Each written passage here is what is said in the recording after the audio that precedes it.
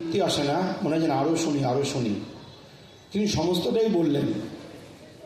শ্রী চৈতন্য মহাপ্রভু যেভাবে আমাদের হরিনাম বিতরণ করলেন, যেভাবে বৈদিক মন্ত্র হরে রাম রাম রাম হরে হরে, হরে কৃষ্ণ কৃষ্ণ কৃষ্ণ হরে হরে সকলের তরে যাতে প্রচার করা যায় সেই জন্য তিনি উল্টিয়ে দিলেন। হরে কৃষ্ণ পংক্তিটি আগে, হরে রাম পংক্তিটি পরে। আজকে বাংলার ঘরে ঘরে যে হরিনাম সংকীর্তন হচ্ছে শ্রী চৈতন্য মহাপ্রভুর প্রবর্তিত এই হরিনাম সংকীর্তন। আমরা ধন্য, এই সংকীর্তনের মধ্যে মহাপ্রভুর বিশেষ একটি বস্তু অনুপ্রবিষ্ট করিয়ে দিলেন, সেটি হচ্ছে রাধা প্রেম। এই রাধা প্রেমটা ছিল অনর্বিত, কোনোদিন কোনো অবতারে এই রাধা প্রেম কোনো অবতারই দেন নাই।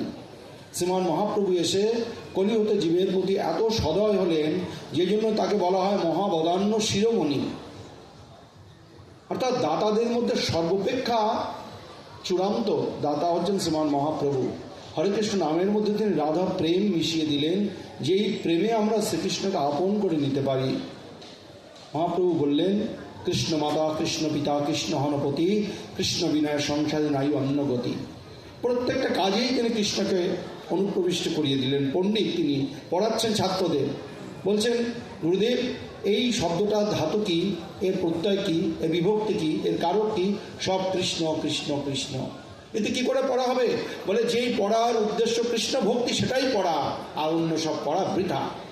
শ্রীমান মহাপ্রভু এইভাবে প্রত্যেকের মধ্যে কৃষ্ণ চৈতন্য অনুপ্রবিষ্ট করিয়ে দিলেন। তাই তো তিনি নাম ধরেছেন কৃষ্ণ চৈতন্য মহাপ্রভু। তিনি বক্তৃতা শেষের দিকে যেটি বললেন, সনাতন ধর্মের যে সমস্যাগুলো, বর্তমান যুগের একদম জ্বলন্ত সমস্যা, আমরা অ্যাডিক্টেড হয়ে যাচ্ছি মোবাইলে। এর থেকে উদ্ধার পেতে গেলে পিতামাতাকে অনেক কাঠখড় পড়াতে হবে। যতটুকু প্রয়োজন ততটুকু তার কাছে সেটি দেবেন, সেই যন্ত্রটি। নতুবা দেখবেন অনেক সময় আমরা দেখি মা তাকে খাওয়াতে পারছে না, মোবাইলটা দিয়ে রেখে দিয়েছেন, আর মোবাইলটা দেখছে আর অন্য মনস্কভাবে খাচ্ছে। এগুলো কিন্তু মোটেই স্বাভাবিকতার লক্ষণ নয়।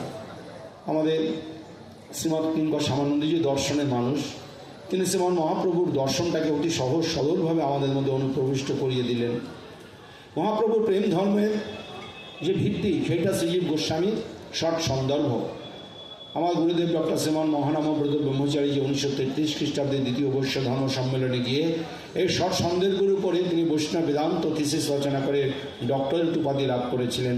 বড় কঠিন সেই যাত্রা, তার ফ্রেঞ্চ এবং ইটালিয়ান ভাষা শিখতে হয়েছিল, তাই তবে তিনি কোটেশন ব্যবহার করতে পারতেন।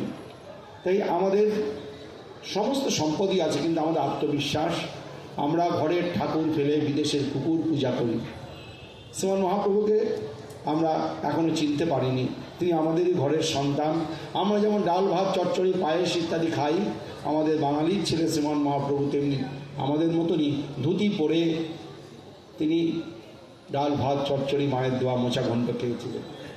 আমরা কিঙ্কর শ্যামানন্দের প্রতি আমরা সশ্রদ্ধ প্রণাম জানাই এবং তাকে কৃতজ্ঞতা জানাই।